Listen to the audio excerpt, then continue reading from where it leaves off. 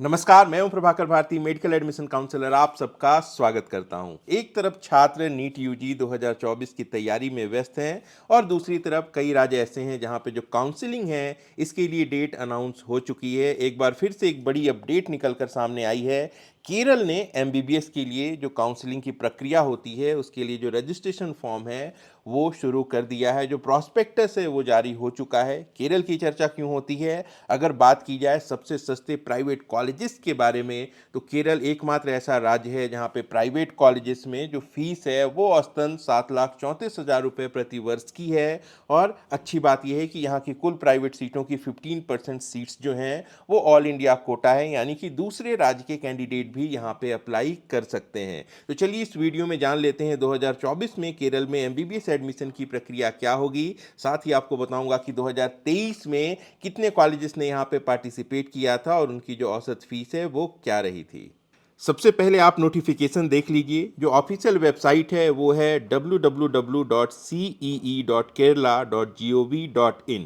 Notification medical courses, medical allied courses, engineering, pharmacy और architecture सभी के लिए है। लेकिन आप ऐसे कैंडिडेट जो कि एमबीबीएस पे फोकस्ड हैं उनको मैं बताना चाहूँगा कि मेडिकल कोर्सेज और मेडिकल अलाइड कोर्सेज के लिए आपको फिलहाल इस फॉर्म को फिलअप कर देना है और आपका जो एडमिशन है वो आपके नीट के स्कोर पर बेस्ड होगा। आपको किसी भी तरीके का एंट्रेंस एग्ज़ाम यहाँ पे नहीं देना। यहाँ जो एडमिट कार्ड और एग्ज़ाम की बात की गई है वो अदर कोर्सेज के लिए जैसे कि इंजीनियरिंग और फार्मेसी के लिए है। अगर आप एमबीबीएस, बीडीएस या फिर आयुष कोर्सेज के लिए अप्लाई कर रहे हैं तो आपको इस फॉर्म को फिलअप करना है और इसके बाद आपको नीट यूजी के एग्ज़ाम में अपीयर होना है। अगर आप वहाँ पे स्कोर लेकर आते हैं, आप क्वालिफाई होते हैं, तो आप उसके बाद आगे सीधे काउंसलिंग की प्रक्रिया में पार्टिसिपेट करेंगे। एप्लीकेशन फॉर्म 27 मार्च से शुरू हो जाएंगे। जो लास्ट डेट है वो 17 अप्रैल शाम को 5 बजे तक है। आपको ध्यान देना है, आप जो ईमेल आईडी और मोबाइल नंबर यूज़ करेंगे उसे अपने पास आप रिटेन करेंगे,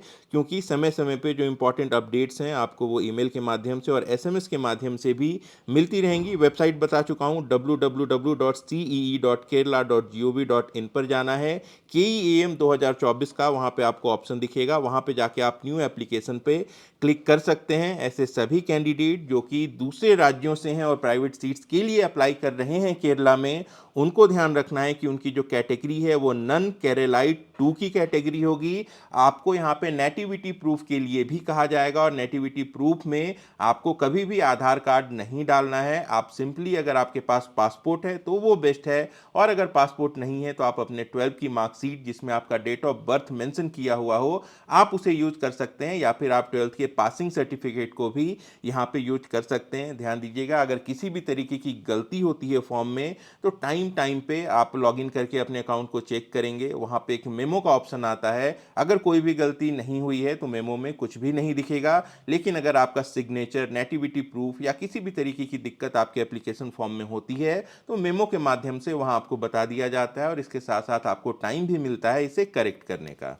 एप्लीकेशन की कॉस्ट कितनी है? लास्ट ईयर तक 500 रुपीज़ लगा करते थे, इस बार ये बढ़ के 625 रुपये हो गए हैं। आपको यह भी बता दूं कि आपका प्रोसीजर क्या होगा। फिलहाल आपको इस फॉर्म को अप्लाई कर देना है, जो भी डॉक्यूमेंट्स मांगे गए हैं उन्हें अपलोड कर देना है। इसके बाद आप सीधे नीट के एग्ज़ाम में अपीयर होंगे और नीट के रिजल्ट के बाद केरला के फॉर्म का फेज 2 शुरू होता है, जहां पे एक नोटिफिकेशन आएगी जो मैं आपको अपने टेलीग्राम चैनल के माध्यम से इन्फॉर्म कर दूंगा। आपको अपने ce.kerala.gov.in पर जो अकाउंट है उसे लॉगिन करना है और वहाँ पे आपके जो नीट के रिजल्ट के डिटेल्स हैं इन्हें अपडेट कर देना है। इसके बाद जब काउंसलिंग की नोटिस आएगी और जब काउंसलिंग शुरू होगी तब आप वहाँ से काउंसलिंग में पार्टिसिपेट कर पाएंगे। तो इस बात का विशेष ध्यान रखिएगा। हर साल कई सारे ऐसे कैंडिडेट होते हैं जो शुरुआत में फॉर्म तो फिलअप कर देते हैं लेकिन बाद में अपने रिजल्ट के डिटेल्स को अपडेट नहीं कर पाते और ऐसे में वो काउंसलिंग से बाहर हो जाते हैं। चूँकि सबसे कम फीस वाला एक अच्छा ऑप्शन है केरल, एडमिशन लेना हो या फिर नहीं लेना हो ये बहुत बाद की बात है। बाद में संभावनाएं बदल जाती हैं, सिचुएशन बदल जाती है, ऐसे में आपके पास मैक्सिमम ऑप्शंस जो हैं वो ओपन होने चाहिए। तो एक अच्छी अपॉर्चुनिटी है। ऐसे सभी लोग जो भले ही सरकारी कॉलेज के लिए प्रिपेयर कर रहे हों लेकिन कहीं ना कहीं बैकअप में प्राइवेट कॉलेज रखना चाहते हों तो वो केरल को अपने ऑप्शन में कंसीडर कर सकते हैं। अब चलिए केरल के कॉलेजेस की फीस आपको दिखा देता हूं जो 2023 में देखने को मिली थी। हालांकि 22 के कंपैरिजन में 23 में लगभग 40,000 रुपये प्रति वर्ष की जो फीस है वहाँ इंक्रीमेंट देखने को मिली थी। 2024 में भी कुछ इंक्रीमेंट संभावित है। तो जब 2024 की काउंसलिंग शुरू होगी तो जो नई फीस होगी वो मैं आपको अपडेट कर दूंगा। फिलहाल 2023 की फीस देख लेते हैं। Amala, Jubilee Mission, Malankara, Pushpagiri, MES medical college, Malabar, इन सभी कॉलेजेस की जो ईयरली फीस थी वो 7,77,000 रुपये थी। हालांकि फर्स्ट ईयर के लिए स्पेशल फीस इसमें एडिशनल 62,135 थी। कुछ कुछ कॉलेजेस में ये 1 लाख रुपए तक भी थी। आप डिटेल्स स्क्रीन पर देख सकते हैं, जो कि सेकेंड ईयर से फिर थोड़ी कम हो जाती है।